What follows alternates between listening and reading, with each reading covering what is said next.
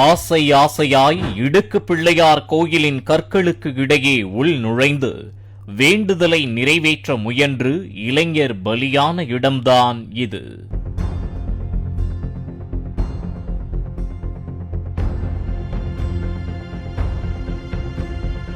திருவண்ணாமலை அண்ணாமலையார் கோயிலுக்கு வருகை தரும் ஆயிரக்கணக்கான பக்தர்களில் பலர் கோயிலுக்குள் சுவாமி தரிசனம் முடித்த கையோடு கோயிலின் பின்புறம் உள்ள மலையை சிவனாக எண்ணி 14 கிலோமீட்டர் சுற்றளவு கொண்ட கிரிவல பாதையில் கிரிவலம் மேற்கொண்டு வருகின்றனர்.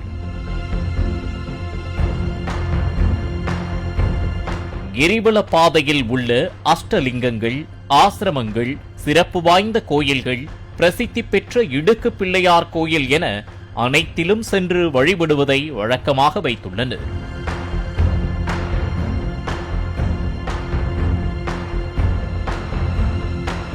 இங்குள்ள இடுக்கு பிள்ளையார் கோவிலில் குறுகிய வழியாக உள்ள இரு கற்களுக்கு இடையே உள் நுழைந்து தவழ்ந்து வெளியே வந்தால் பில்லி சூனியம் அகலும் என்றும் உடல்வலி, பிற நோய்கள் தீரும் என்றும் பக்தர்கள் நம்புகின்றனர்.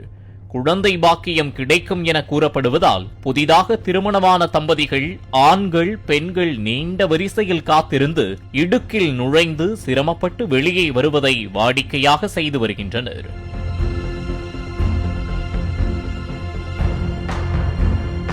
அந்த வகையில் ஆந்திர மாநிலம் கிழக்கு கோதாவரி மாவட்டம் ராஜமுந்திரி பகுதியைச் சேர்ந்த பக்தர் மணிக்குமார் என்பவர் பில்லி சூனியம் அகன்று தனது உடல் வலி சரியாவதற்காக வேண்டிக் கொண்டு இடுக்கு பிள்ளையார் கோயில் கற்களுக்குள் உள் நுழைந்துள்ளார். தலை மற்றும் மார்பு பகுதி வெளியே வந்த நிலையில் வயிற்றுடன் இடுப்பு பகுதி உள்ளே சிக்கிக் கொண்டதாக கூறப்படுகிறது. உடல் பருமன் காரணமாக கோயில் இடுக்கிலிருந்து வெளியே வர முடியாமல் அவதிப்பட்ட மணிக்குமாரை வெளியே இழுக்க அவருடன் வந்த பக்தர்கள் முயன்றனர்.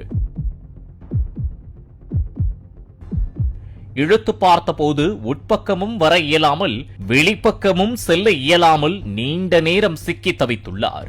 ஒரு கட்டத்தில் மூச்சு திணறல் ஏற்பட்டு மயங்கி சரிந்த அவரை பொதுமக்கள் சாமர்த்தியமாக பிடித்து வெளியே இழுத்து 108 ஆம்புலன்ஸ் மூலம் திருவண்ணாமலை அரசு மருத்துவக் கல்லூரி மருத்துவமனைக்கு அழைத்துச் சென்றனர். அவரை பரிசோதித்த மருத்துவர்கள் அவர் வரும் வழியிலேயே இறந்துவிட்டதாக தெரிவித்தனர். அவரது உடலை பிணக்கூராய்விற்காக அனுப்பி வைத்த போலீசார் சம்பவம் குறித்து விசாரித்து வருகின்றனர்.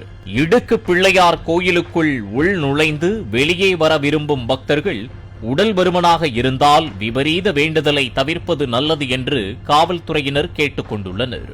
பாலிமர் செய்திகளுக்காக திருவண்ணாமலை செய்தியாளர் மணிகண்டன் மற்றும் வேல்ராஜ்.